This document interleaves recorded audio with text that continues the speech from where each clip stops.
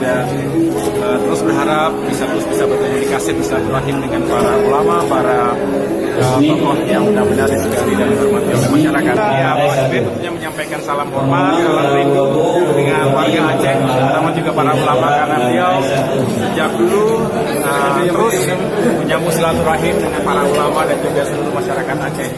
Dan alhamdulillah Aceh ini dalam suasana yang sangat baik, damai, dan kita juga berharap Aceh bisa terus menjadi